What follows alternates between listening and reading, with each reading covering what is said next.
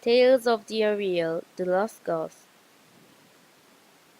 Once upon a time, Mrs. Meserve came to Mrs. Emerson's house because she had some news.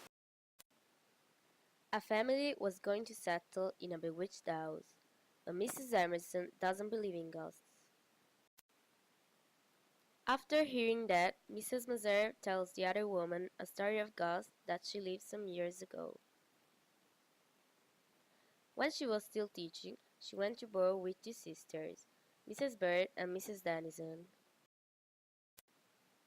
One night, while she was alone in front of the fire of the house, she heard someone knocking at the door, and then she opened it. A cold wind entered, and with it a dreadful little girl saying, "I can't find my mother." So Mrs. Meserve asked her, "What's your name?" But the girl flitted away. Mrs. Meserve called Mrs. Bird and Mrs. Dennison, and they told her that they had already seen that girl before, and they also told her story. That child lived there before them with her mother and her father, but one day the dad was missing, and they found out that he had skipped with the money. Shortly after, also the mother and the child were missing, and the neighbors thought that they were gone to Boston.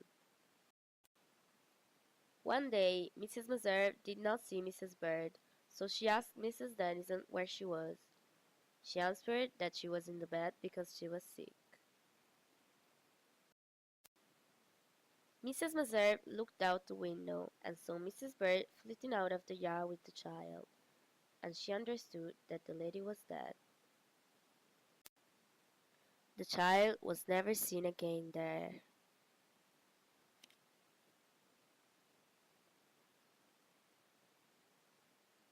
Created using Powtoon.